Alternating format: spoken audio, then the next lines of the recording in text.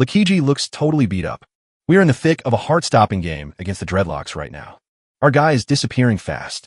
Suddenly, he lunges forward and shoots out 2 quick punches like lightning. Then a sharp blow hit his body. The Dreadlock fighter lands a huge punch, but Ku ducks and tries to hit back, only to miss his own shot. Now it's Dreadlock's turn, and Ku is completely stunned by that shot.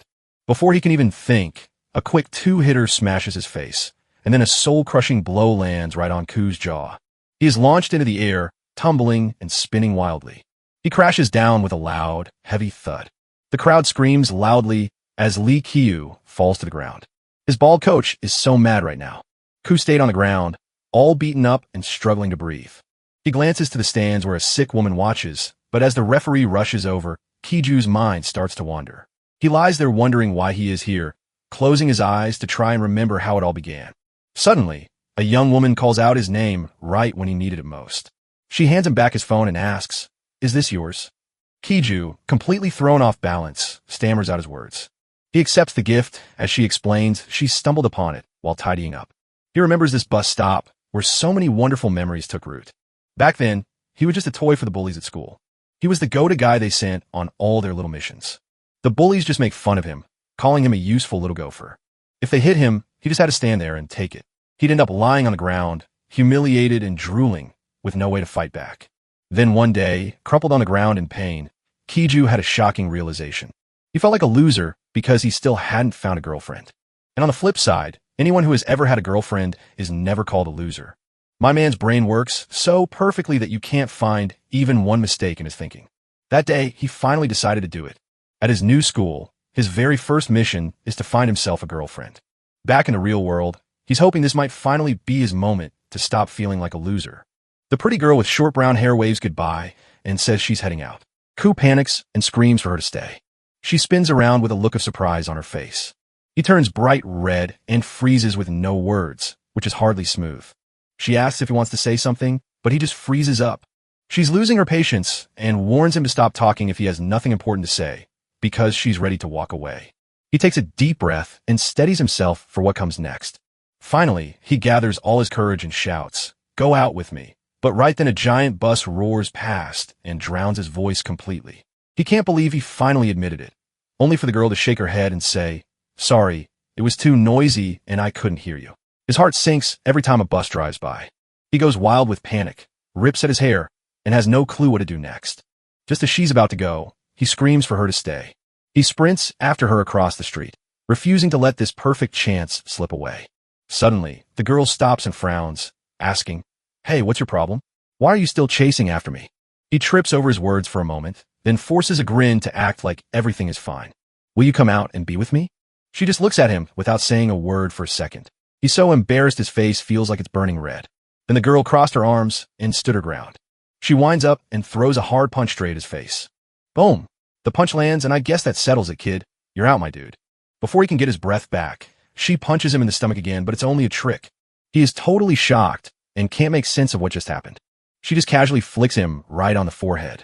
She says it with a cold tone, telling me that she truly despises someone as weak as me. Even though she walks off, he keeps calling out to her, totally confused. Then he sees she is on her way to the boxing gym.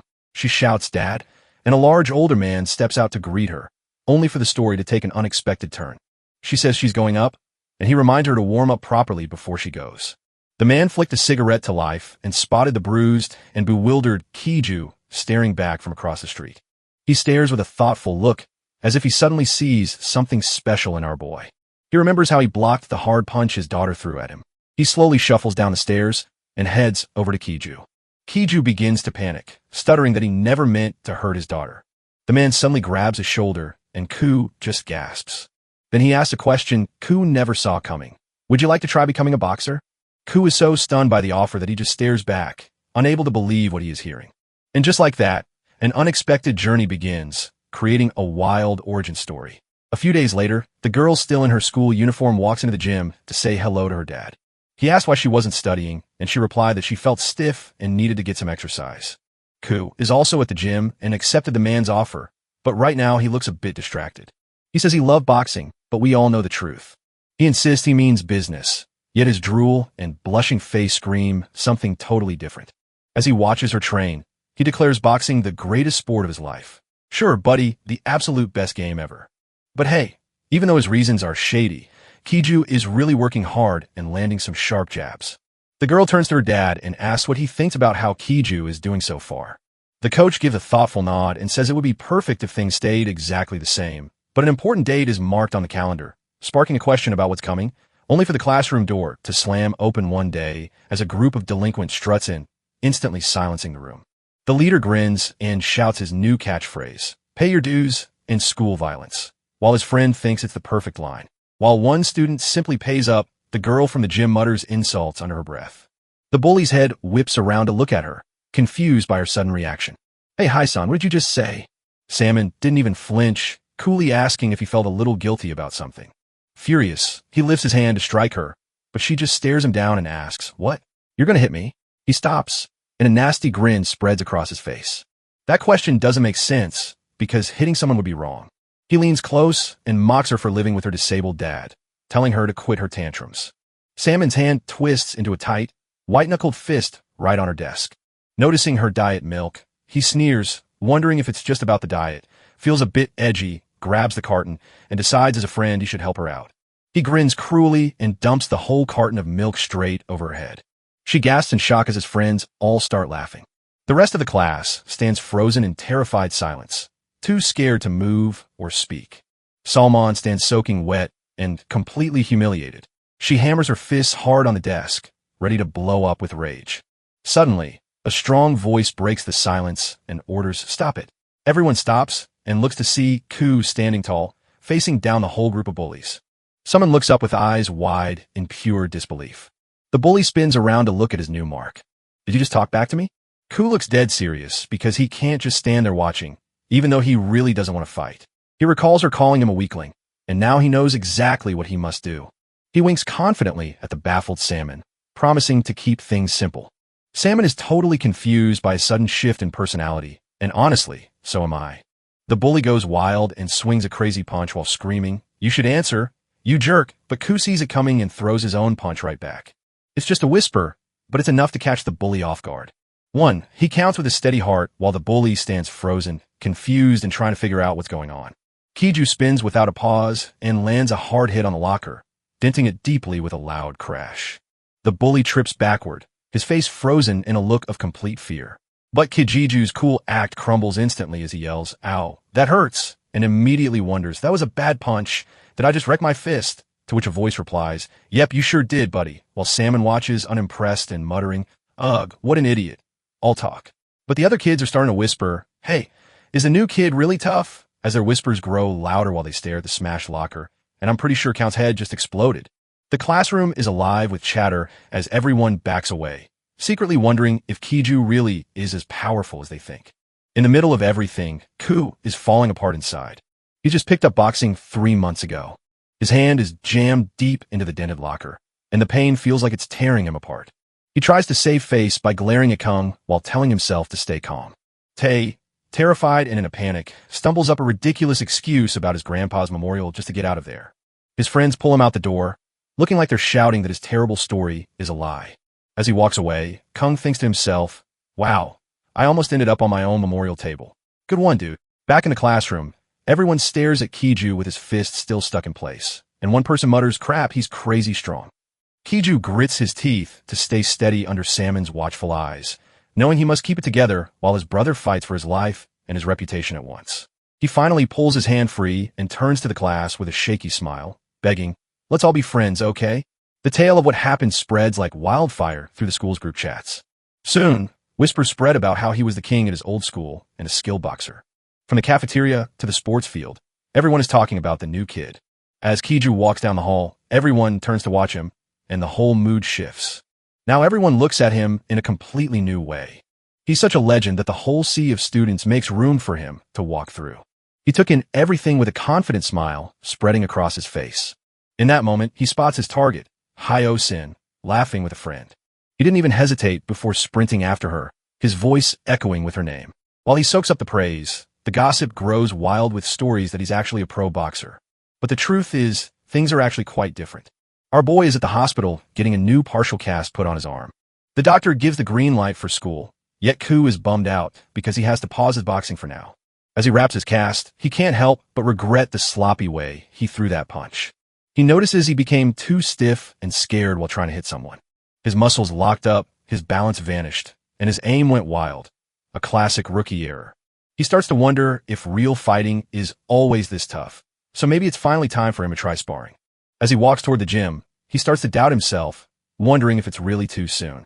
He walks into the Wooing boxing gym and tells his coach he needs to stop training for a month. Director Hyo suddenly snaps in anger, screaming that he doesn't understand why you can't see how critical this moment is. Ku is completely baffled because his coach is acting like Ku insulted his whole family. The coach is freaking out because the gym needs to pay its rent and loans very soon.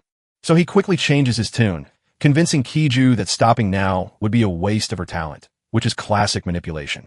Ku just lifts his bandaged hand with a heavy sigh and says, "Checkmate, coach."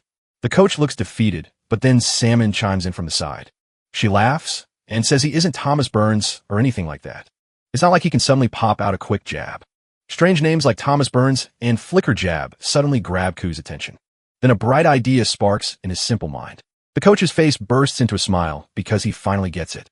It's finally time to prove that your left hand has some real skill behind it. He spoke of the legendary boxer Thomas Burns, the champion who struck hardest with his powerful right hand. A sharp flicker cut through the air, and Ryder asked if you were building a training arc.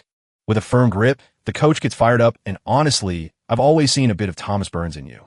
He locks eyes with Kiju and vows to turn that weak left jab into a deadly weapon starting today. The coach's eyes blaze with intensity as he already sees fighters getting knocked out by Ku's left hand. Kiju lets the thoughts settle, feels a spark of hope, and wonders if this is finally his moment. A spark of hope ignites within him, proving that there is more than one path to becoming a strong boxer.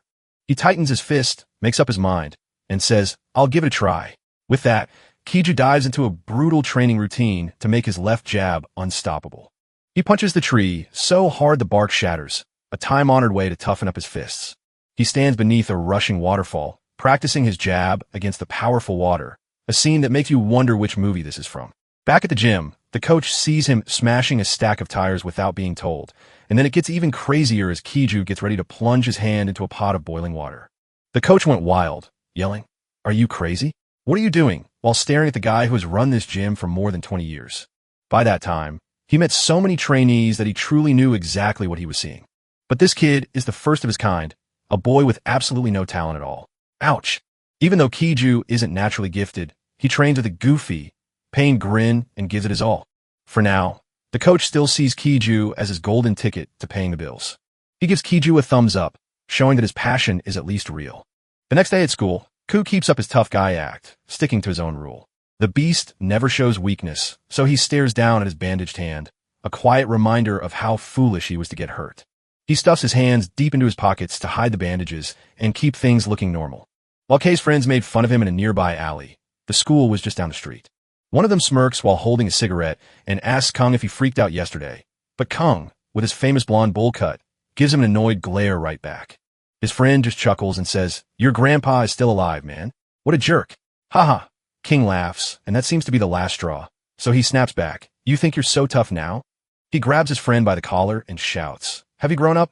before another member steps in to break it up, saying, "Hey, chill out, guys. Come on, relax." My friend shoved Kim Tae back in annoyance, scared but blaming me, while the other just complained. Kung kicks his soda can into orbit out of frustration. "Crap. Because of that jerk," he mutters, fuming as Kiju's face turns so red he looks ready to burst into flames, while the two guys huddle together to whisper that yesterday was just a fluke since he only punched by accident. "That is all," the bigger guy replies, noting that no one has ever truly seen him in a real fight. He whispers to his friend, "Hey, let's stop now so Kung can hear us," but it's already too late. Kim K clenched his teeth so hard his jaw muscles twitched with pure anger. He bursts into action against them, screaming, "You punks want me to show you?" His friends are stunned and start asking what happened. "You think I'm scared?" Kim K sneered, dragging a sharp box cutter across the table. He steps forward with his blade raised, and his friends can't believe he's actually going to stab someone. One of them turns to the other with worry, asking, "Wang Yu's lost his mind. Should we stop him?" But Cho Wang Yu, the true boss, just smiles while petting a cat and says, "Leave him be. This is fun." Kung marches back into the school, determined to show he isn't scared. He smashes open the classroom door with a huge crash, holding up a sharp box cutter so everyone can see it. Hi, Saman. She sat at her desk and sighed in annoyance, wondering if he would ever get tired of it. Kim's eyes lock on his calm target by the window. Lou, you see, the artist really went all out with those crazy eyes. He grips the blade tighter, ready to do something really foolish. He yells that he'll kill you, then leaps over the desk straight at Kiju. The whole class freezes in pure terror as they watch. This is truly happening as Kung lunges forward with his blade about to strike, fueled entirely by spite and terrible choices. Ku sits at his desk, lost in his music video and totally unaware of the chaos about to load into his life. Just as KQ was about to stab Ku, a big guy stepped in to stop him. In a split second, he snatched Kung's shirt and ripped the blade right out of his hand. Suddenly, their friendship becomes messy and hard to define. While everyone else tries to merge with their desks and pretend they aren't there, then, in a shocking move no one saw coming, the box cutter plunges straight into Ku's arm. The two stooges are shaking in their boots, realizing Ki has found the wrong music lover to mess with. Ku just sits there as if he casually ordered a coffee, while keeping a box cutter chilling in his arm. He doesn't even flinch as he yanks the blade out of his side like it's just a tiny splinter. While his classmates were going crazy, he didn't even flinch. They stare in shock at how he isn't bleeding a drop, thinking he might just be a Terminator. As Ku stood up, the room suddenly felt like it had plunged 20 degrees. A cold fear has frozen everyone in place. He begins to walk toward them, and each step rings out loud in the completely quiet classroom. Salman, finally sounding like a sensible one, shouts a warning that he is about to break the law. He shoots at Kung, and the bully braces for the hit like a guy who knows he's in deep trouble. But right when we think we've won, Hun throws up a shield to block Ku's offer. He hands the weapon back with a grin, asking if it belongs to Kung, who is stunned by the big guy's sweaty, apologetic confession that they were just messing around, while Kiju just gives a pleasant nod to say, "Be more careful next time," making it all seem like a totally normal moment. Sman lets out a huge sigh of relief. Phew, her dad's meal ticket is safe for another day. But what the guy saw wasn't a friendly smile at all. Instead, they saw the face of a demon, and the artist really went hard on this panel. Once the school bell rang and everyone left, Kiju walked the empty halls as if nothing had ever happened. He halts right before the school bulletin board, his gaze glued to one lone flyer. He whispers to himself, "Is this really it? That's the match the director mentioned?" A determined smile spreads across his face, for yes, this is his ticket to the big leagues. In a flash, he starts imagining himself lifting a championship belt while the cheering crowd screams his name. Bro is already picturing himself giving a victory speech. He is absolutely certain this is the only path to earning the respect he deserves, and sure enough, buddy, that's exactly what happens. Just as he's dreaming of being famous, a tiny meow suddenly snaps him back to reality. Thinking the tiny cat was lost, he quickly scooped it up for a warm hug. Suddenly, a voice called, "Spring, come here." It's another student, Chi Wong-yu, and Kijiju realized with a start, it has an owner, so the cat, hearing its master, let out a fierce hiss and leaped right out of his grasp. It scampers off as Kiju stammers his apology, but Wong-yu just smiles and says it's fine because the butterfly will come to him anyway, leaving Ku confused and asking if he really called it Spring. Then Ku sees Wong-yu staring at the boxing poster with a super sly grin. Without a warning, Wong-yu grabs Kiju's hand, his intense smile making Ku break into a cold sweat. He gives Kiju's hand a little pat before turning and walking away, which feels so strange. As Wong-yu walks away, his heart races with excitement, while Ku is left confused, wondering if people are really cheering for him. And later at the gym, Coach Hayo is so overwhelmed he can barely speak. "Are you out of your mind? Want to enter the boxing championship?" Kiju stares him down with unearned confidence. "Yes, director. I'm going to enter and win." The coach's face crumples in pure horror as he slumps in his chair. Coach Ho is losing his mind, convinced that Kiju is suffering for what he calls 3-month overconfidence syndrome. He is scared that Kiju will get hurt, quit boxing, and then he won't have enough money to pay his rent. The coach tries to reason with him, saying, "You're still injured. This match is way too much for you right now." But Ku stands firm, daring the director to remember. He tightens his fist, wondering if Thomas Burns will flicker a jab at him. He flashes a bright smile and says the cast will come off in 2 weeks, but Coach Hayo slams his hands on the desk again, losing his mind over Kiju. Kiju just glances back, looking completely unfazed by the screams. Seeing that screaming wouldn't help, the coach tried a fresh idea, reminding you that you're not meant to swim in such shallow water. He starts pacing and gets animated, wondering if it's fair for Ronaldo to play in a youth soccer club, reminding everyone that as athletes, we must always show good sportsmanship. And Kiju, the genius, actually starts thinking about it, and now that you say it, it all makes perfect sense. The coach leans in, feeling the win is almost ours, just like a high school kid wouldn't jump into a fight with younger kids. Ku's face turns serious, but then he scratches his head with a sheepish grin and decides to start his journey with a simple round of recreational boxing. The coach was struck by a sudden realization that destroyed his entire plan. He knows this is a disaster because Ku is so talented that knocking out an opponent in the first round is just what should happen.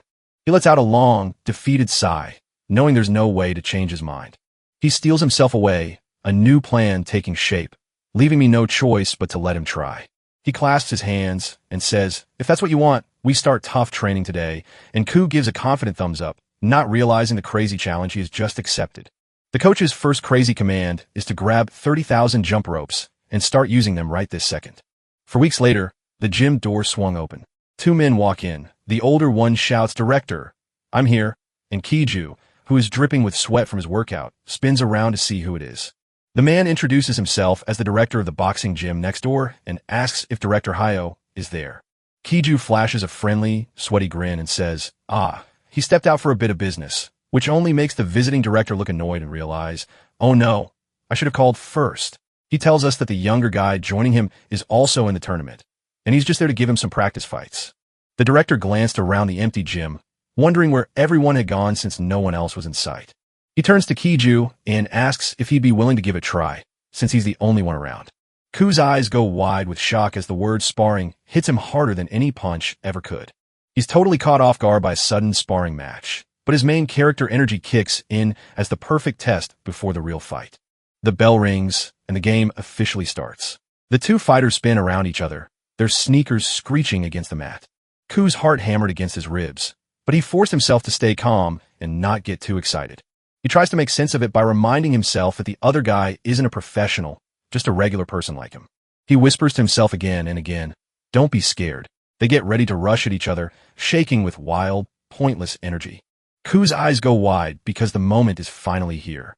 A heavy fist crashes down hard on Ku's helmet. He keeps his guard up tight, refusing to let his guard down. He is stunned by the sudden hit coming from behind. His opponent throws another hard punch to end it fast, but Ku's training kicks in and he ducks. He drops down low to dodge the punch that flies right over his head. Whoa! He can't believe it. The ducking move he tried in a real fight actually worked. The visiting director watches from the sidelines, clearly fascinated by what's happening. Ku spots his perfect moment to strike, but just as he moves in, a swift counter blows right into his face. The hard hit knocks him stumbling backward across the ring. The other director yells encouragement to his fighter, saying, "That's it, good, keep pushing forward." Kiju wipes the dust off, realizing the hit came faster than he thought. His opponent lunges forward, closing the gap in a split second. Kijiju throws up his guard right as a storm of punches is about to hit him. He's being hammered from all sides, stuck in a tight squeeze with nowhere left to move. An image of director Hayo flashes in Kiju's mind as he frantically wonders aloud, "Ugh, I can't see an opening," while the coach's voice echoes in his head, asking when an opponent ever shows a chance. Just as they pull back from their punch, I strike in that split second to catch them off guard. Back in the present, his opponent pulls back his fist to strike. Ku's eyes light up with understanding. Now he throws a sharp jab right into the opening. It connects with a perfect, clean hit. He finally did it. His jab actually landed. Now that the door is open, it's time for his final, powerful strike. He unleashed a flurry of quick punches that hammered against his opponent's head. The visiting director watches in amazement as the fake move blurs by so fast it feels real. The other boxer stands firm, weaving through the wild attack and blocking every blow. Kiju's eyes go wide with horror as he watches the counter slam back at him. With eyes locked on his target, the spiky-haired boxer tightens his focus to launch his attack. There's no way he can throw a punch at the same time. Their fists collide mid-air as they each try to block the other, and it's going to be painful. A black glove crashes into Ku's face just as Ku's red glove hits his opponent's jaw hard. The punch knocks the spiky-haired boxer backward with a groan of pain. Whoa, that was a solid hit, but is he secretly the reincarnation of Thomas Burns? Because his opponent is still standing. All that hard, brain-burning work is finally paying off. A sudden thought punches him, whispering that he might finally win this fight. Meanwhile, somewhere else in the city, Director Hayo stood outside a bank and let out a huge sigh of relief. It seems he barely escaped going broke, and luckily, his friend's boxing gym is just around the corner. All he really wants is that free coffee, and honestly, he knows how to live life on the cheap. He walked into the gym and was shocked to see it absolutely packed with people working out. He can't help but wonder what the secret is that keeps drawing so many new people to this buzzing gym. A boxer notices him and asks, "Director Hia, what are you doing here?" The director walks up to the kid, John Ho, and asks where his friend, the gym director, might be. It seems the director invited one of his own people to Young Boxing Gym to spar for a bit. Wait a minute, Director Ho freezes us in our gym tracks without even giving me a call. And then a terrifying thought strikes him. There's only one person in the gym right now, and it's our guy, Ku. My man bolts out of there like his life depends on it, screaming his head off.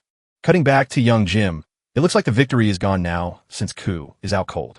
Hyo-sin leans over him, her face filled with shock, and asks, "You? What on earth happened to you?" From above, we can see our hero has completely fallen asleep right in the middle of the ring. Suddenly, Director Hyo bursted through the door as if he'd just seen a ghost. He spots Ku lying on the floor, and his eyes practically jump out of his head. Ku is crying and telling Smon that he thinks he has no talent for this at all. When she heard this, Director Heather was completely stunned. He charges the ring like a bull, tossing Salmon aside as if she weighs nothing, moving with perfect ease. It turns out his opponent was the legendary Dunin Dong Iron Fist, a man so hard they almost hired him for a crime gang. She softly wipes the blood from his nose, wondering how he got hurt so badly while still wearing his helmet. She gently chides him for dropping his guard, and the closeness makes our boy turn bright red.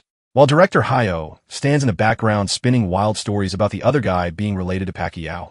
Suddenly, Summon's eyes sharpened on your feet. "You wore these for sparring?" Ku is confused, and Smon explains that this confusion is exactly why he slipped and hurt his knee. And that was the moment it finally clicked for Director Hyo. Suddenly, the light bulb flickers on above his head. "That's it, Kiju. This is your own fault," he shouts, pointing out that his crucial footwear demands running shoes, not whatever he's wearing. Ku stands there looking totally lost, wearing his boxing shoes. Salmon has to tell everyone that every sport needs its own special outfit. Her dad snaps his fingers to remind you that if your legs aren't steady, you'll always be at a disadvantage.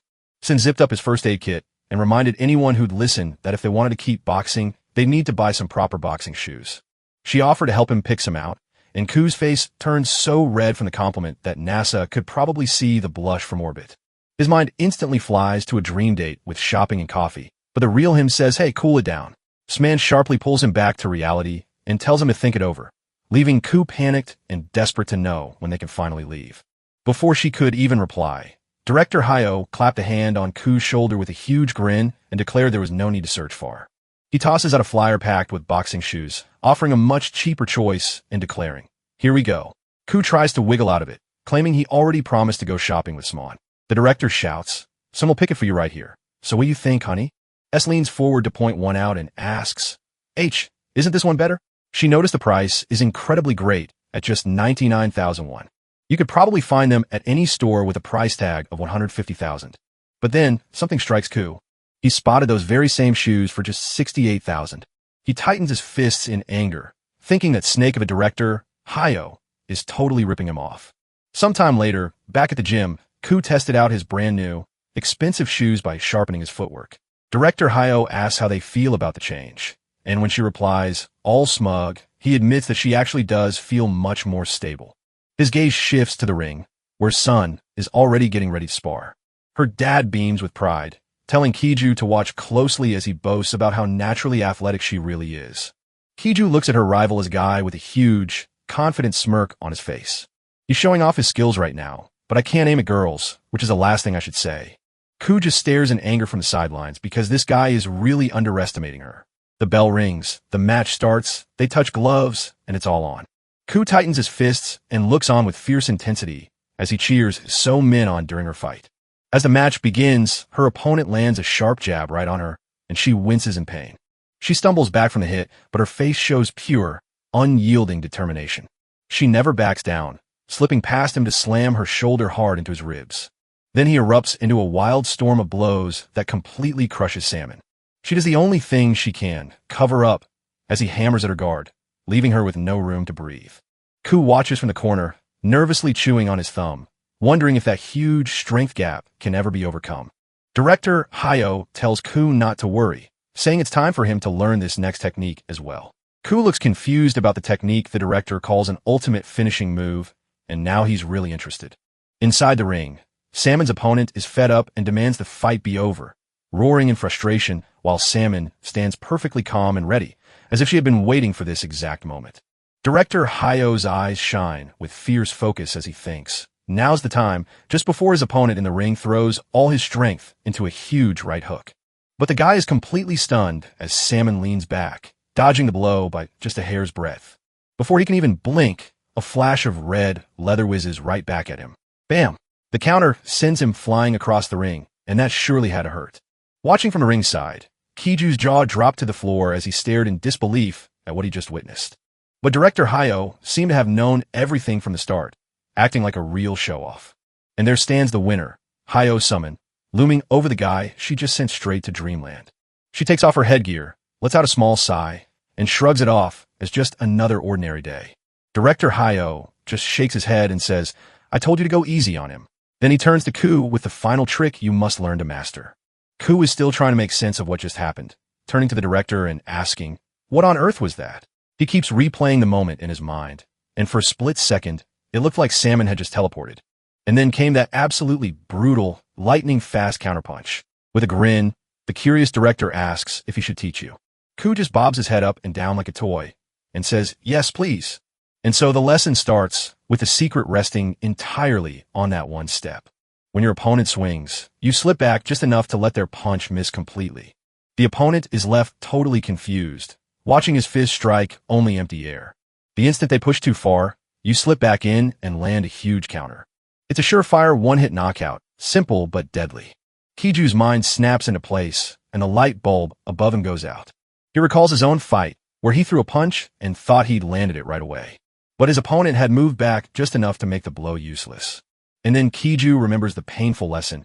"I got hit because his opponent used that same move to knock him out," the director explains, "so basically he slipped back and knocked you out, got it?" Ku clenches his fist, his eyes burning with a new fire, and says, "Teach me that move." The director's face turns serious, signaling that hardcore training has officially begun. So Kiju yells yes, and keeps going while the director walks away, only for Ku to shout wait, and Hayo to turn around, completely baffled. "What do you call this move?" Ku asks. The director points dramatically and shouts. It's called slip bang, but Ku isn't impressed and just asks, "Slip bang?" The director looks completely baffled, asking for a real name, but the man just laughs and calls it slip bang because his friend is a genius at naming things. So slip bang begins his special training. He practices his footwork again and again, slipping back before exploding forward. He lets out a fierce roar as he throws back a mighty punch to hit harder. That's all for today, and then the director yells. He tells Kiju that after a month, he's finally got the move down for sure. Ku is soaked in sweat, but coach made it worth it. With just 3 days left before his big match, Hayo tells him to focus only on how he feels. Ku agrees and heads for a much-needed shower while the director keeps grinding on his mobile game. The chilly water washes over Ku's muscles, which are now as hard as stone. The training worked, and while Sman's dad stayed glued to his game, she told him she was off to clean the shower room. Ku pulls on his sweats and gets dressed back in the locker room. He's just casually drying his hair with a towel, humming a tune. Suddenly, the locker room door swings wide open, and oh no. Then S walks in and stops dead in her tracks, completely stunned to see our boy without a shirt on. And Ku, the absolute genius, strikes a pose like he's in a commercial, letting his own charisma do all the heavy lifting. They just stand there, frozen in the most awkward silence, staring straight at each other. Summon finally snaps, his face turning red with annoyance as he rushes to tell her to hurry up. She shuts the door hard, leaving Ku standing there totally confused. His face turns bright red as he realizes what just happened, and he feels so embarrassed. But outside, Sman leans against the wall, his face turning red so much that she wonders when he became this way. Her dad yells at her to wake up after he loses his game, and she thinks, "Man, I'm totally dead." "Huh? Why are you just standing there?" he asks, seeing his daughter lost in her own world. Salmon stands there, still flustered and now furious, just fuming. She yells that she has no idea and he should clean it himself, then throws the cleaning stuff at him.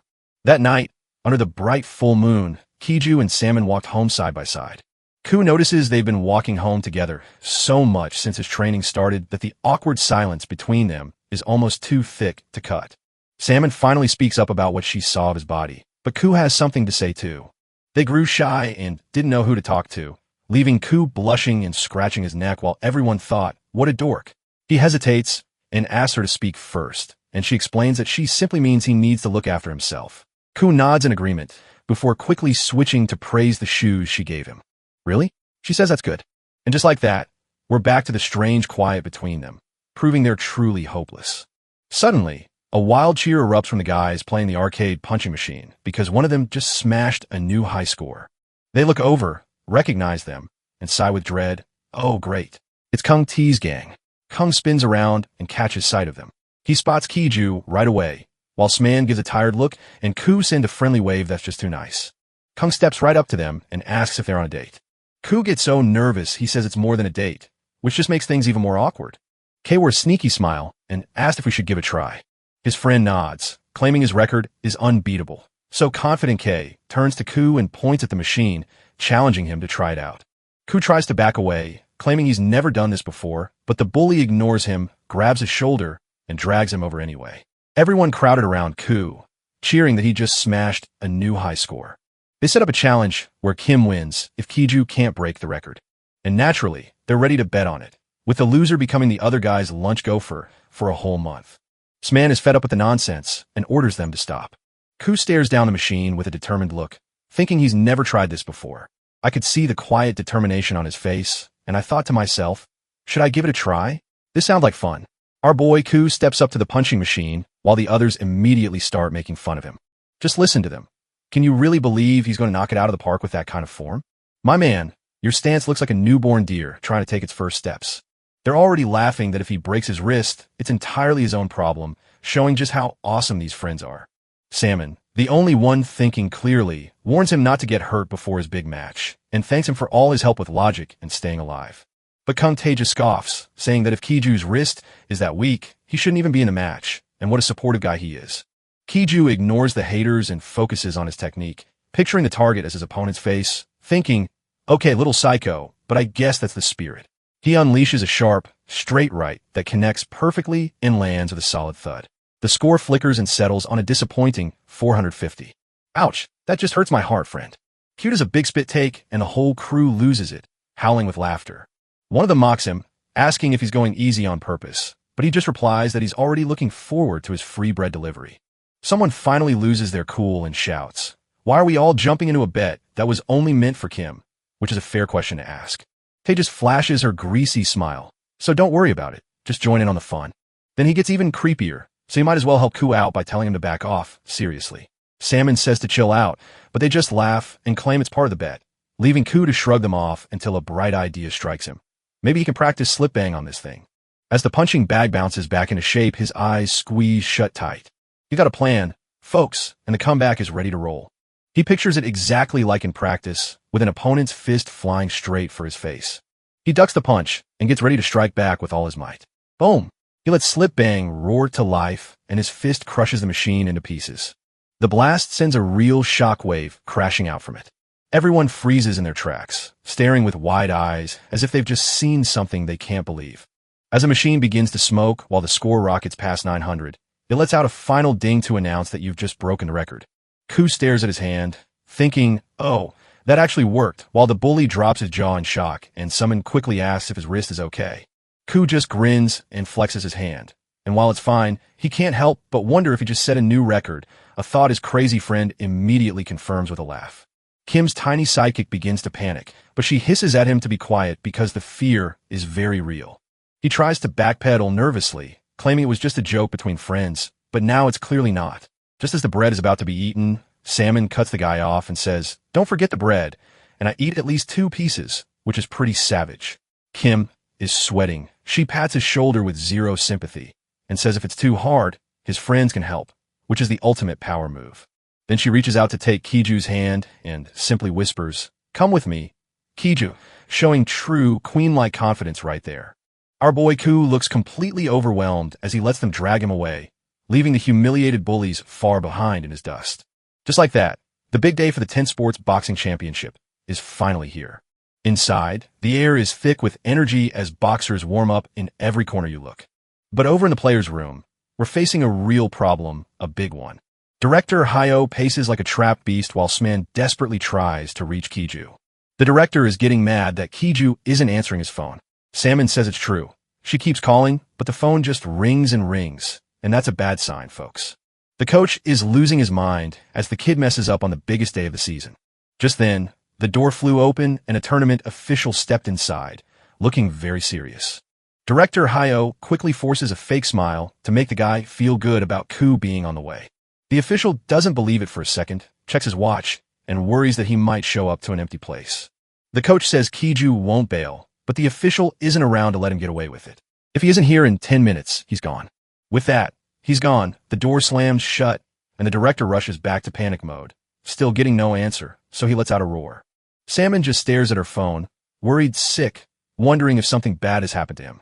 Ku's phone keeps buzzing inside his gym bag, but he just ignores it like it's the most normal thing in the world. Our boy is sweating and scrambling around inside a car stopped right in the middle of the street. And why? Because he's stuck in a huge traffic jam caused by a protest, something that sounds too crazy to be true. He's pleading with the taxi driver to speed up, but I can't help but wonder where in the world he's actually trying to get. The driver shouts, "Kid, look around. Do you think I'm enjoying this traffic jam? This road is just a parking lot." Ku checks his clock and sees it's 2:49, meaning he has to get there by 3 o'clock. The driver says it's no-go, so with only 3 kilometers to spare, his only choice is to run for it. So what does our hero do? He bolts out of the cab without a second thought and tells the driver to keep the change. His feet hit the ground, and he bursts into a full-speed sprint, disappearing from sight. He's running with everything he has, his face showing that he really means it. He's zooming through the city like a superhero, jumping over walls and climbing anything in his path without ever slowing down. He soars through the air, pushing his body to the very edge, convinced that all his hard training will save him in this final moment. Lee Kijiju turns into a blurring blur, a human missile speeding through the empty city streets. Just as the clock ticks down to 0, the waiting room door slams open with a thunderous crash. Director Hayo snapped his head around, caught completely off guard. Kiju's man, who is just about to call back, looks over with the same shock as he feels relief that he actually made it. But just seconds before that hero made his grand entrance, an angry official was scolding directors Hayo and Salmon. They're sweating bullets and doing everything they can to buy some time, but this guy won't let them get away with it. He looks at the report card with the same disappointed sigh your dad gives when things go wrong, and with one last look, he decides that Ku must be forfeited. Director Hayo screams and fights hard to pull him back. Suddenly, a blur of movement crashes down the hallway at an insane speed. Everyone spun around to see what made that noise, asking themselves if it was just a bird or maybe a plane.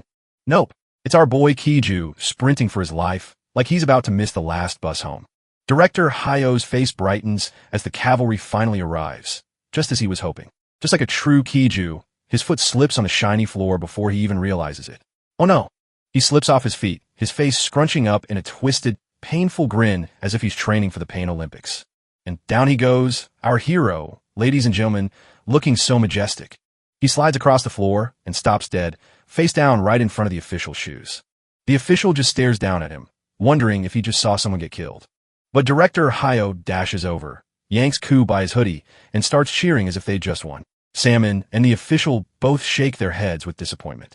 The kid looks like a soggy noodle right now. Then Ku breaks out in a cold sweat. The coach shouts that he can do it, leaving the official totally stunned. He shouts, "Get ready," as Director Hayo grabs him and screams that there's no time to waste, but freezes instantly when he sees Kiju's face turning a lovely shade of purple. Panic spreads as people scream for a bucket, for our hero is about to turn the hallway into a waterfall. In some way, they squeeze into the huge arena where Director Hayo gives Kiju one last boost of courage. He's giving him that old-school coach pep talk. "Do you remember your training? You pushed harder than anyone else." Salman nods along, looking totally serious. He ends his speech with a strong, "I believe in you." And Ku just looks like he's given up, probably wondering why anyone would trust him right now. Well, it's too late to turn back, so the referee yells for the fighters to come out and the real fight begins. With the crowd cheering them on, Kiju and his opponent step into the ring. The director offers a few hurried, last-minute tips. Your opponent loves to get close, so you need to hit and run. Ku just sweats and gives a weak yes, looking more ready for a nap than a fight. He steps into the ring with legs shaking so bad, it's a terrible sign. The coach expects such an easy victory for the other team that it feels like a humiliating ritual. From the sidelines, the team starts to worry. Simon knows his legs are totally busted after that sprint. The referee gathers everyone in the middle to give one last set of instructions. While the referee speaks, the coach whispers to himself, maybe I should have just let the kid be late. With a determined stare, Salmon nods to the bell, and the referees shout of box to start the fight. As the small crowd erupts with noise, a guy in the back shouts that he bet on the blue corner, and someone else replies, good luck with that, pal. Right before the two fighters start circling each other in the ring. Kiju is still gasping for air, trying to calm his racing heart. Is he just a walking zombie now? Then the opponent goes on a furious attack, like he has a personal grudge against our boy Kiju.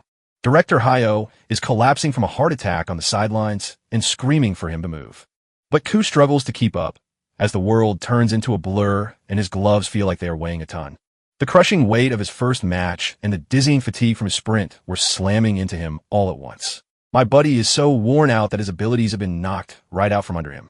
His guard slips away, leaving his face wide open, which means disaster is right around the corner. The opponent's eyes narrow as he spots the opening, thinks it's all over, and winds up for the final, devastating blow. Just then, Salmon's voice cut through the chaos, screaming, snap out of it, Kiju, as if his name were the only spark left in his mind.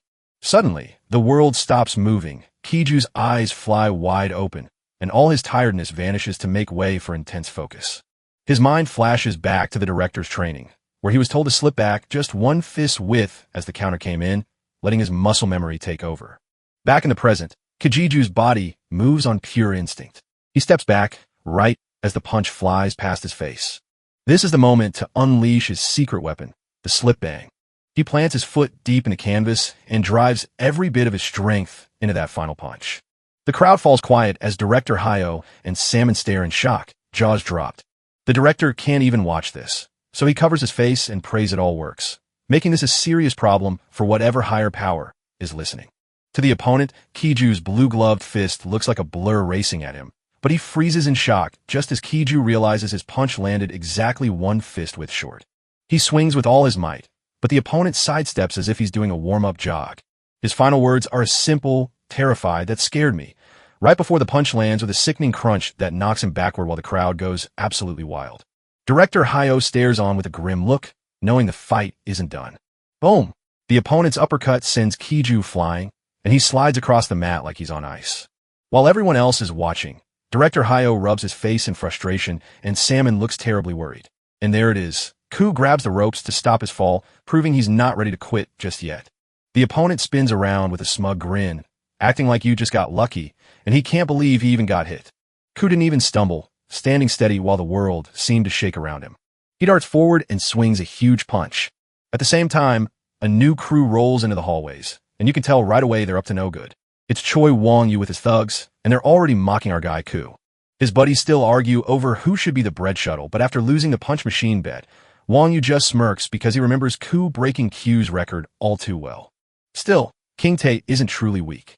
The entire team rushes to the stands to catch the show, but Wong-yu can't believe what he's seeing. His friend is going crazy, Kim Tae is asking what, and that loser actually knows how to box. Back in the ring, Ku is getting absolutely wrecked, trying desperately to keep up but completely outmatched and unable to hold on. He's getting hammered by a non-stop storm of punches that's pushing him right up against the wall. Director Hayo is shouting from the sidelines, "Don't let them corner you. Get out of there." Ku tries to turn, but his foot slides on a wet spot of sweat. Ku jumps on his opponent in a second to lock them in a clinch, making the other guy look pretty annoyed. The referee has to jump in and yank them apart, shouting, "Stop! Stop! Look at Kiju. My man is running on empty, barely able to stand up straight." The referee waves for the fight to go on. He slaps his hands together and shouts, "Box!" And right away, Kiju gets hammered by another vicious blow. 1, 2, 3, and then 4 sharp blows landed right on the face. Salmon tells her dad to quit, convinced that Kiju is done for. Director Hayo isn't ready to quit, though he admits we won't know for sure yet. He says something wild. Maybe that kid was born lucky. Get ready, folks, because the director reveals that a drunk driver actually suffers less serious injuries in a crash. It seems their bodies stay loose, so they don't tense up and can take the hit much better. Right now, Hiju is so totally out of it, he might as well be drunk, and honestly, the logic behind it is just amazing. He's moving on pure instinct, like a zombie with glowing eyes. His opponent is totally baffled, wondering if Kiju is a zombie, but inside his scrambled brain, he only cares about winning to impress Sin. With just that single thought, his body moves on its own. He instinctively dips low, slipping right under a huge punch. Director Hayao says dodging should flow like water, and now Ku has become the entire ocean. His bone-tired body somehow finds the perfect shape, which is the ultimate beginner's luck. Sun hears this, and you can see the gears turning in her head as she thinks, that makes sense, while even Wang Yu and his buddies drop their smug looks and start to look worried. Ku throws another punch, but it barely makes it forward. He's so exhausted that he can't pour any energy into it. The super-secret ultimate move, known as the slip bang, isn't working this time. He clutches his head and screams, "I'm screwed," while someone quips, "Yeah, you think," as self-awareness finally kicks in. The opponent spots his moment and rushes forward for the final strike. Kiju barely slips out of the way and stumbles backward. His balance vanishes, and though he struggles to stand, his legs give out, and everything is finished. But just as he tumbles forward on instinct, he throws one final, desperate punch. It connects with a perfect counter uppercut right on the chin. Bam! The other guy flies into the air and is completely knocked out before he even touches the mat. Kiju stands frozen with his fist still out, having poured every drop of his strength into that single punch. The whole arena falls dead silent as Wangju and his friends just stare, unable to believe their eyes. The crowd, the ref, and everyone else stood speechless, unable to believe what they had just witnessed. Salmon was completely stunned, her hands flying to her mouth in shock, because this was impossible. The referee finally wakes up and dives to the mat, shouting down at them. The whole stadium erupts in a roar so loud that no one can hear a thing for the next hour. Even director Hayao is on his feet, celebrating an absolute triumph. Back in the ring, Kiju slowly realizes his ultimate move, the slip bang, has been used against him. It actually worked. He threw his arms up in celebration of this insane, unbelievable victory. Up in the stands, Wang Yu's friends are completely baffled and can't figure out if Ku really won. Wang Yu just calmly replies, "Good for him," leaving his friends completely confused. He beams and says, "I was worried he wouldn't even get a chance to strike back," while the big screen confirms a first-round knockout win for our guy Lee Kiju. Director Hayao storms into the ring, tackles Ku in a huge hug, and sobbing says, "Ki, I knew you could do it." And even with tears streaming down his face, Ku manages a huge, happy grin. But his party is suddenly interrupted. He catches a glimpse of someone he knows up in the crowd. He knows that guy instantly. It's the same man he was sparring with just moments before the tournament. The fighter with spiky hair, known as the Dunendong Iron Fist. A quiet challenge is definitely being issued. The announcer breaks the silence to announce the next fight, pitting Gang Du against Crow Wang Yu. Just before his fight, the fighter with the spiky hair, Django, gives us one final intense stare. The announcer hasn't even let the ring cool down before he's shouting out the next fighters for the block's final showdown. High up in the crowd, Wang's friends act like they're better than everyone else, with one asking if he'll win while the other laughs it off as the silliest thing they've ever heard. They start screaming from the cheap seats, telling him to finish it in one shot, while Wang Yu walks to the ring with all the support of a true friend. Wang Yu just glances back, wondering how he'll make new friends after the tournament. Then Kung notices the other competitors stepping out, and just like that, their confidence vanishes because this new guy looks just as tough. It's Gang Daku, the legendary Dunendong Iron Fist, huddled with his coach for one final, high-stakes game plan. Wang Yu looks across the ring, trying to guess what kind of fighter the guy is. The Dunendong Iron Fist warms up by firing practice shots, and the thwack of his gloves hitting the air sounds like a warning. He stiffens his guard so you can't guess what he's thinking, but Wang Yu just smirks, looking genuinely thrilled for a real challenge, which is just a fancy way of saying those are his famous last words. The referee waves both fighters to the middle of the ring, and now the real fight begins. As the crowd goes wild, the last match to pick the fighter for Kiju is about to start. The tension was so heavy you could slice it with a knife. Yet while everyone else looked like they were sweating, Wang Yu stood almost bored, secretly wishing the real fun was with Ku, who had no clue what disaster was about to strike as the crowd waited anxiously for the fight to begin. Back in the locker room, Director Hayao suddenly asks Salmon why they shouldn't just quit, leaving Salmon stunned because Ku looks like he's about to pass out in his chair. Director Hayao says that if Kiju stops right now, he can walk away with glory and no serious injuries, looking cool even after quitting. Sun repeats his words, glory without injury. She's not buying what her dad is selling. And then we see his real motive. Hayao points out that even if Kiju forfeits, he automatically gets second place. Director Hayao mutters that Ku must have serious plot armor protecting him, but then another idea suddenly strikes him. He remembers Kiju's fight, seeing how he moved on pure instinct to dodge and strike back even while completely gassed. He remembers the wild, ancient look in Ku's eyes, shakes it off as nonsense, but deep down he knows that's exactly what it was. Suddenly, a voice broke through the room as Kiju, the director, shouted out. He lifts his head, sweat streaming down his face, but his eyes burn with fire as he shouts, "I'm not quitting. I'm fighting for my finals." Salmon and Ho stand frozen, locked in a silent stare down. Director Hayo pleads with him not to push so hard for his first match, warning him not to embarrass himself in the process. Suddenly, Ku springs to his feet, causing the director to leap back in surprise. He just walks away as the director asks where he's going to watch the match, and Ku, without turning around, casually says the game is still on, leaving the confused director stammering that the first round has only just begun. Outside in the arena, the referee is counting past 7 as the situation turns dangerous in a split second. Ku dashes in and catches the official scribbling down notes right at that moment. Our boy looks absolutely stunned, and no one knows what just happened. The count keeps going at 8, 9, 10, the bell rings, and that's it. It's all over. The crowd went wild with excitement after another lightning-fast knockout that left everyone shocked by how one-sided the beating really was. Gang Dogu, known as the Dunendong Iron Fist, has won the match. Won Yu lies unconscious, fast asleep on the mat. His coach steps in to say, "Easy on him, kid. We didn't have to push so hard," while Daegu stares straight ahead with no feeling at all, simply because he didn't like Won Yu, and that was the whole story. His coach just sighs, says "good job," and hands him a water bottle, leaving you with nothing else to say but that. But as he takes a sip, he notices someone in the crowd staring right at him. Ku stands at the arena's entrance, having watched it all unfold. While Ayu's coach talks on about his next opponent, Dayu isn't listening anymore. He's got a mission. He strides toward the jittery Kiju, who nervously gulps, and I admit, I'd feel the same way. They stand nose to nose, with electricity jumping in the air between them. Do speaks first, and I'm already looking forward to our next face-off. Ku's heart thunders in his chest while his next opponent turns and walks away as if nothing happened. Salmon finally runs up after seeing that big exit.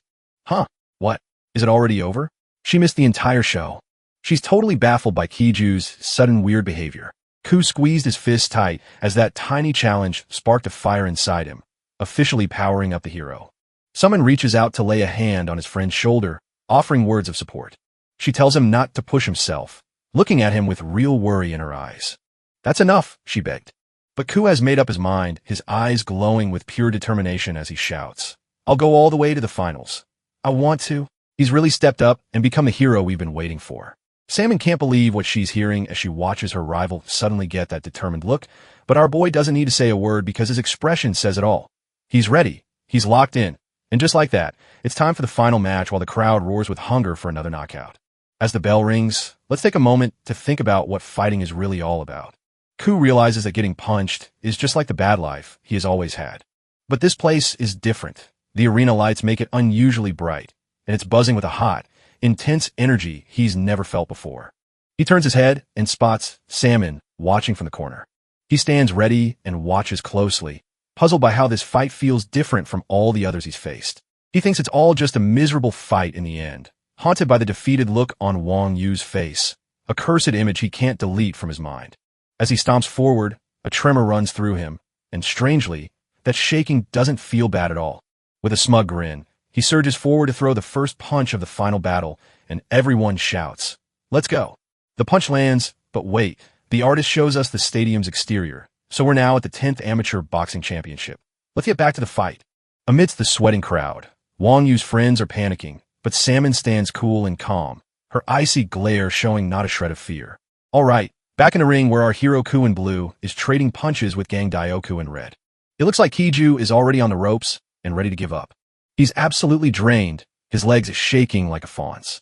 His opponent, on the other hand, looks like he just woke up from a refreshing nap with not a single drop of sweat on him. Ku is practically drowning in sweat because the pressure is crushing him and he can't handle it. Then suddenly the opponent lunges forward, but our boy Ku ducks just in time. For some reason, the punch never lands. Kiju's defense crumbled completely, leaving Yogu to land a devastating blow right to his face, sending Kiju crashing down onto the mat with a heavy thud. Deep in the crowd, Director Hayo is having a complete meltdown. The referee starts counting while Kiju lies there like a discarded ragdoll, and it doesn't look good. But as he lies there, getting to know the floor intimately, you can see the gears turning in his head. He's convinced this fight is totally different, and honestly, he's got it figured out. He sees that this guy is so well guarded, there is no way to get past him. It's like he's battling a video game's final boss, taking every hit in full plate armor. From the crowd, Wang Yu's friends had already stopped believing he could win. They laughed, saying, "Even our guy Wang Yu lost. This coup is finished," while Wang Yu quickly showed why they were so sure, pointing out that an artist had ruined him, leaving his face a swollen mess. Wang Yu complains that the night is over, but his friend reminds him that Kiju won't get up either, just like he didn't, which really stings. The crowd erupts into a wild frenzy, jumping to their feet in shock as the comeback happens instantly. The coaches couldn't even believe what they were seeing. The jaws are lying flat on the floor. Cho Wang Yu and his crew stand stunned while Sun watches with wide, hopeful eyes, her fists clenched tight and her heart screaming, "You got this," as Hiju, bruised and gasping for air, finally feels the connection. A huge, goofy grin spreads across his face as he thinks, "I got it. Oh, you sweet summer child." Only for his celebration to last half a second before bam, a red glove swipes right across his face. Doug didn't even flinch at the uppercut. Instead, he sent Kiju flying backward with a vicious counterpunch. Ku slams into the mat with a heavy thud, and you can almost feel the air rush out of his lungs. His mind is completely empty, and he has no clue what just happened. He slammed down his ultimate move, the big finisher. But now, what in the world is he supposed to do? Salmon and director Hayo stare in pure fear at what's happening. While the crowd panics and wonders if the second down will seriously hurt him, Wanggu and his friends are having a blast because I knew this moment was coming, and Kung laughs. Director Hayo feels the challenge is too hard for Ku, so she grabs the towel and gives up. But then a hand grabs his arm and holds him back while his sister, sounding sure of herself, tells him, "Of course it's Salmon, Dad. He'll get up," even as Kiju shakes and pushes himself onto one knee on the mat. He stumbles back up to his feet, barely able to stand.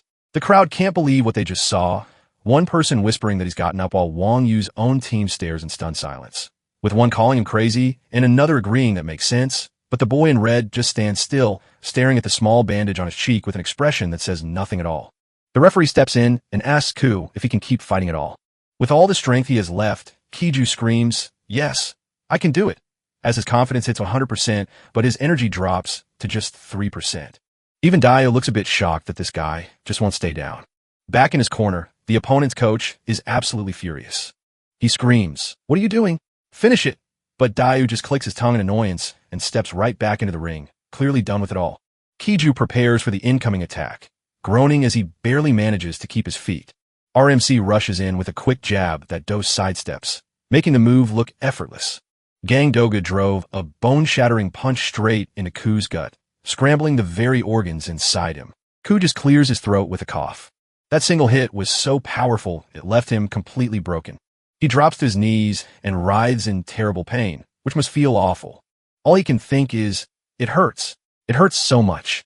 Ja, no kidding, Booty." His sweat has already run dry. Then a voice echoed in his mind, asking why he was going so far for Salmon, and he remembered telling her for the first time in his life that he felt like he was resisting. He is suddenly thrown back into his painful past, where he was constantly getting beaten up and pushed around by everyone. But now the ring give him a new reason to live, so he thinks, "I won't go back to being nothing, because in here, everyone is equal," and with a guttural gasp, he forces his trembling body to stand up one more time. Old Kiju would have quit long ago, but this fresh new guy is different. Inside this ring, he grips the fight tight and refuses to quit, because that's who he has become. Salmon is just as determined as Kiju, acting like his biggest fan right now. Director Hayo can only stare and whisper Kiju's name in total awe, realizing he has created a monster. The crowd is going wild. He stood up once more, and now I need to stop him. Once again, the gang stared in total disbelief. Dougal looks down at Kiju, a shadow passing over his face, and asks, "Got up again?" He admits that while it was fun at first, it's now getting annoying. Oh boy, his boss's music is starting to play. With nothing left to lose, Dayu bursts forward at a terrifying speed that seems to explode right before our eyes. Even though Kiju was ready to fight, that wild punch from the other guy knocked him right over. Kiju wins up to strike, but Dougal slips right under the blow. Two fighters trade furious punches, landing brutal body blows right in the center of the ring. Director Ho winces and sweats as he watches the complete disaster play out. While Dooku's coach stands calm and sure of his fighter, he just watches with steady eyes. Back in the ring, Kiju slips out of the punch with a well-deserved round of applause. Doug looks surprised by this. Now they are locked in a tight embrace once more. He moves right up to us with a look on his face that shows he hates our boy. He whispers, "Stop being so pathetic and just give up already, savage." But Kijiju, battered and sweating, shoots right back with pure defiance, telling Daku that giving up means abandoning himself. This was the first time he ever really stood up and fought back. Suddenly, the bell rang to end the round and spare Kiju for now. Director Hayo screams at Kiju to hurry back to the corner and sit down right now. Ku trips and falls onto the stool, totally exhausted and struggling to breathe. The director stared worriedly at his worn-out fighter, telling him it was fine to quit since it was only his first fight. With gritted teeth, Kiju whispers, "I want to do more," realizing his opponent isn't just bullying him but is seriously trying to knock him down. And for some bizarre reason, our boy finds that simple fact thrilling. For the first time, he feels the thrill of being taken seriously. But while one coach laughs, calling him crazy, the other's face darkens in disbelief as he asks, "Are you kidding me?" Over in the other corner, Diogu's coach gives him a scary, silent glare, but Diogu doesn't even bother to look back. His mind is locked tight on his rival, thinking about nothing else. He keeps replaying Kiju's words, realizing that giving up meant abandoning himself. And for the very first time, he was truly fighting for his life. That memory sparks another, sending us back to a moment when his own father stood in the ring and asked in a chilling voice, "Are you joking right now?" Just before a tiny, terrified boy had to face the terrifying possibility that his dad was about to hit him. Whack! His dad hits him so hard he flies backward. Our poor boy is just groaning on the canvas, and honestly, he's just a kid. Tears run down his face as his crazy dad grabs him and twists his arms. And though he cries out that it hurts, his father just screams that the real world is even worse. Sobbing, the young boy vows to practice without ever stopping. And just like that, the anger disappears. He drops to his knees to hug his son, tells him it's all for his own good, and warns him not to end up a loser like himself. And Guy realizes that was the last time his father ever held him, only to be followed by endless cold, hard training that makes him call his dad great with a bitter smile. All he ever wanted was his dad's approval, but as he stepped into the ring, he realized that dream was harder to reach than he thought. In the ring, he gets absolutely demolished, taking a merciless beating from the other kid. He's being fried up and tossed in a big pile of spices. The other kid looms like a giant above him. And since Goku knows his dad dreams so big, he feels tiny and scared that he'll never be enough. But as his opponent, Jinyuk, offered a helping hand, he beamed and said, "Wow, you've gotten so strong you've almost got me scared," only for his father's booming voice to suddenly cut through the air, commanding him to get up and instantly freezing every single person in the gym. Even Jinyuk looks terrified, and Do's tears well up in his eyes again. His father suddenly loses his temper, and right after that, he is seen crying. You only start crying when you've truly lost. Do you really know how that pain feels? Those words stay floating there in the air. Shaking from exhaustion, young Do somehow manages to force himself back to his feet. Jinyuk stares in shock while the father gives a grim nod and says, "Keep going." Jinyuk prepares to move, yet he hesitates, realizing that Do can't take much more of this. Gyugu stands with fists raised, crying but ready to fight, while Jinyuk shakes his head at the coach to refuse, causing the dad's eyes to flare in worry. Jinyuk shouts his apology in vain, and though the match drags on, Doug crumbles the instant the bell rings, leaving his exhausted father heartbroken. Lying on the mat, Do watches his father walk away, but learns a lesson that day, and later, when a new kid enters the gym, his father greets him with a huge welcoming smile. In that instant, Dioga discovered a terrible truth. His father could smile, but only at anyone but him. Time jumps forward, and Do finds himself facing Jinyuk once more. Jinyuk thinks he's not the old Do, as a punch lands on his headgear, but Dayu spins with blinding speed to dodge the next attack. And suddenly, he's right behind his opponent, leaving the other boy confused and wondering when he even got there. Before Jinyu could even turn, boom, Dayu drives a vicious shot deep into his ribs. He immediately follows it up, striking with jaws that explode with shattering force. Thud!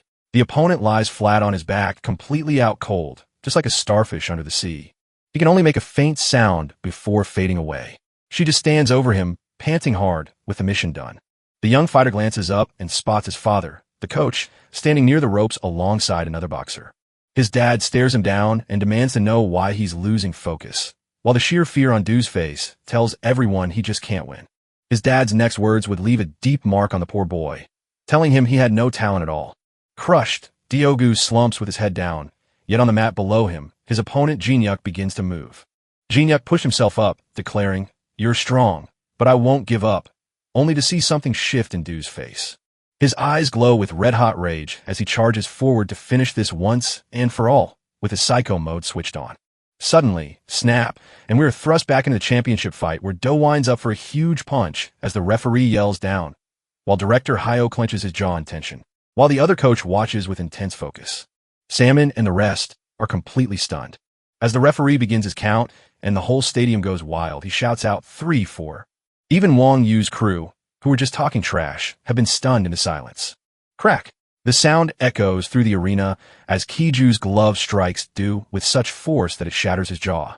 My man got launched into the air with his whole body flying up. He hits the mat hard from the impact, winces in pain, and his bones shift just for a second. Sin still can't believe it, staring in disbelief as that guy somehow made a pivot, hooked up, and wondered if he'd even practiced that crazy move. Director Hayo says, no, that kid is completely in a trance right now, letting his body move on its own instinct. But even he can't quite believe it, wondering how he could have managed that move while in such a dazed state as the referee keeps counting back in the ring. 6, 7, 8, and Du is finally standing up, with steam rising from his body as he glares across the ring. Kuja stares back, looking totally empty inside, yet he's still on his feet. Director Hayo stared at the scene in stunned disbelief, whispering that it simply couldn't be happening. Even Wang Yu's puffed-up face can't hide his total shock. The referee steps right up to Doug and demands to know if he can keep playing. Do stays completely silent, his eyes burning with a cold, intense focus. For the sidelines, his dad, who coaches him, watches on. He looks up, his face twisted in pure disgust at his son. What kind of shame is that when the Dad of the Year award goes to him? Back in the ring, something inside, Du finally snaps. A twisted, creepy smile slowly stretched across his face. The referee stands frozen, completely baffled by this sudden change in the player's attitude. Suddenly, Dioga breaks into a wild, crazy laugh that leaves everyone in the building completely confused. Ku can only stand there, wide-eyed and confused, wondering what on earth is happening.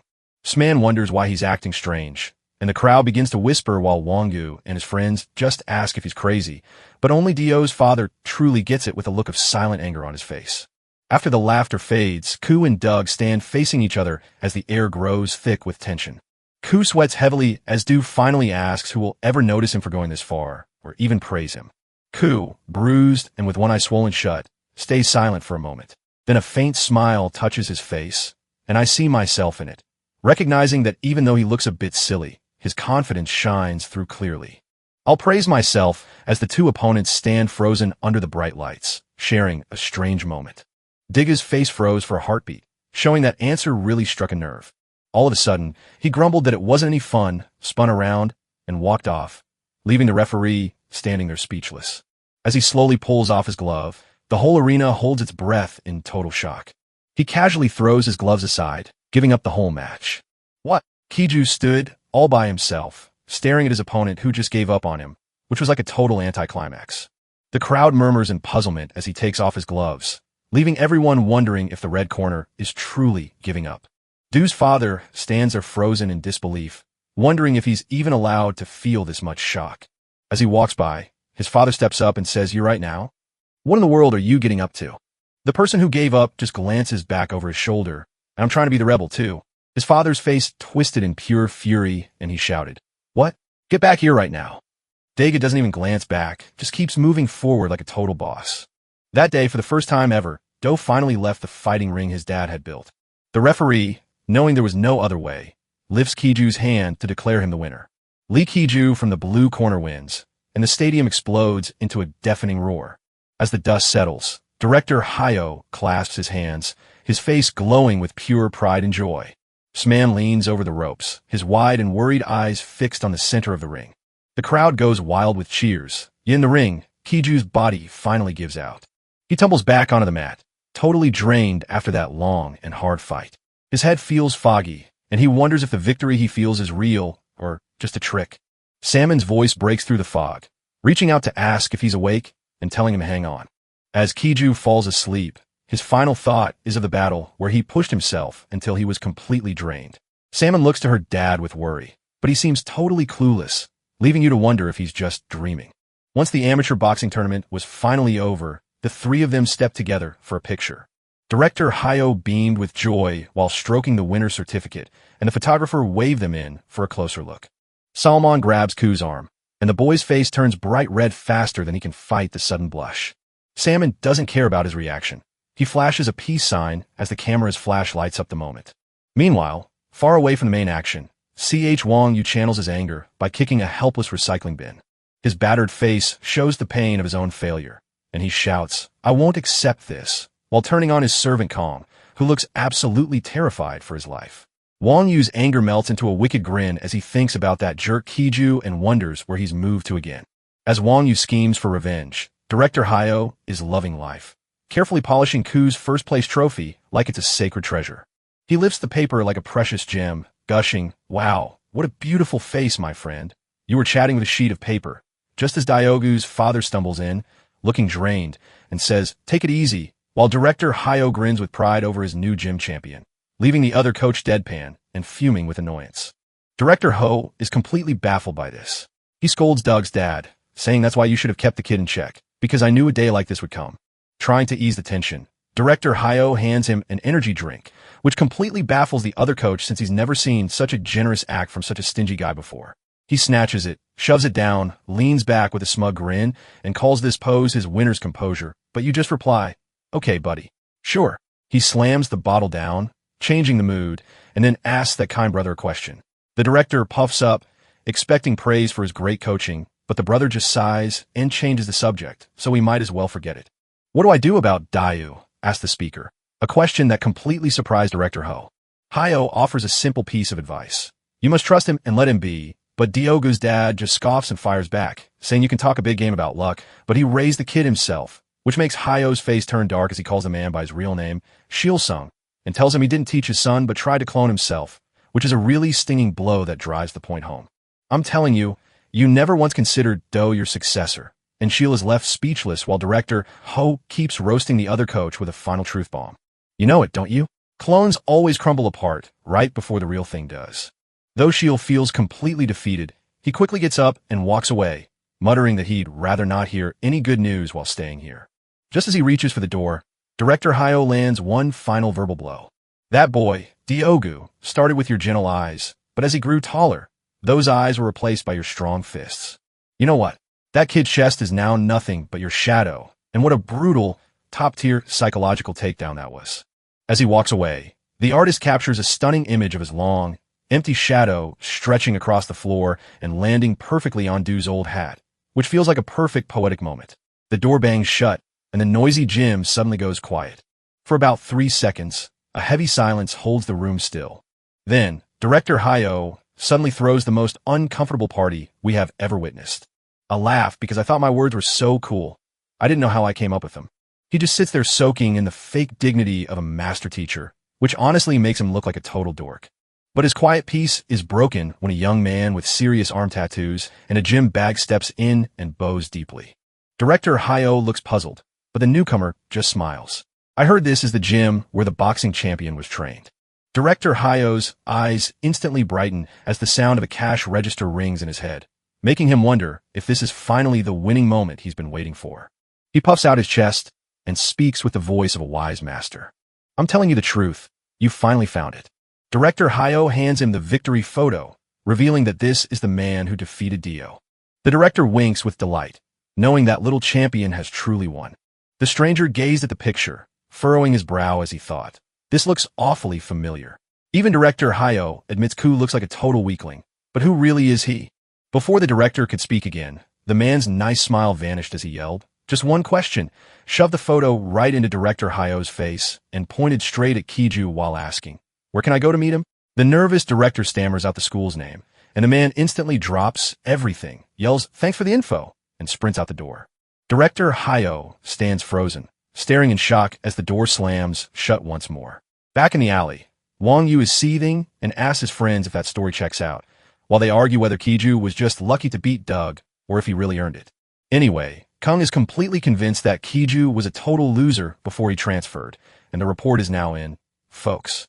A creepy grin spreads across Wang Yu's face, which makes sense now since something did smell wrong, and he even smashes his cigarette pack in typical villain style. As the final bell rings at Song Seal High, the teacher sends everyone home with a warning not to cause any trouble over the weekend. The students breathe a sigh of relief as the long week finally ends. They were already plotting their karaoke night and PC cafe adventures after school. While Ku quietly packs his bag, he looks up and spots some very unwelcome faces in the doorway. Wang Yu's old crew, who exchange a knowing nod with each other. This isn't a friendly visit at all. The whole gang is hanging outside, waiting for you to swap out the delinquent starter pack. Wang Yu glances up at the school gate, a smug grin spreading across his face. He's been waiting for this moment, so let the games begin. It's a peaceful afternoon at CO High, where the school motto ironically preaches the value of together. But right when everyone starts to head home, a brand new challenger shows up. He stands right at the gate, instantly grabbing the attention of everyone, including our girls' man, because he clearly means business. It's obvious he's hunting for a specific person, since he just asked, "So, you're telling me that's where the Kiju guy goes?" Which means Kiju is now famous, and probably not in a good way. Back at school, our hero is stuck in a tug-of-war inside his head, where his brain wants him to go to the gym, but his body is begging to wait. Suddenly, bam, a hand clamps down on his shoulder. It's Kung Dae. But his tone changed completely, as Q beamed with pride, calling Ku the new boxing champion and showing us just how powerful a single win can be. Ku, the ever-humble potato, just scratched his head and laughed, saying, "Come on, I'm just lucky, that's all." But his new fans are having none of it, arguing that luck counts as skill and insisting he looked awesome out there. Ku is secretly thrilled about this, even though he's too embarrassed to show it, and then he notices you guys watch his match too. We watched it all, even as Kai Undai screamed and flailed his arms like a madman.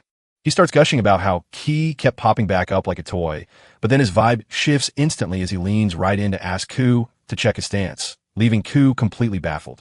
Stance. The bowl cut guy instantly drops into a fighting pose, having just been inspired to start boxing after watching our boy get his face punched. Ku can't believe what he's hearing because of me. "And you've even started boxing?"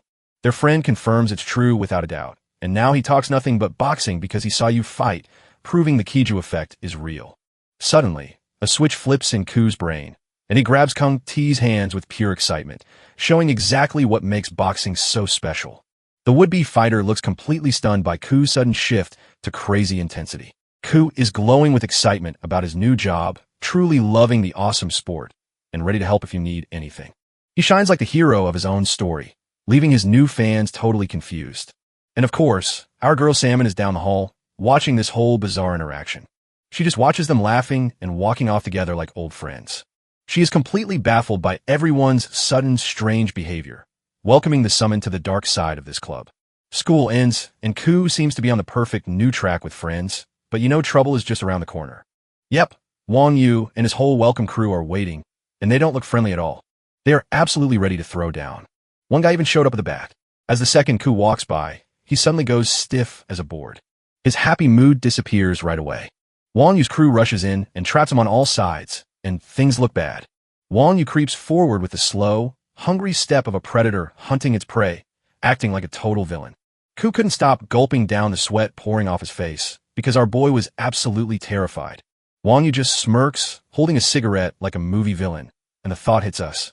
Ku just stares right back, frozen in place with a mix of confusion and pure terror.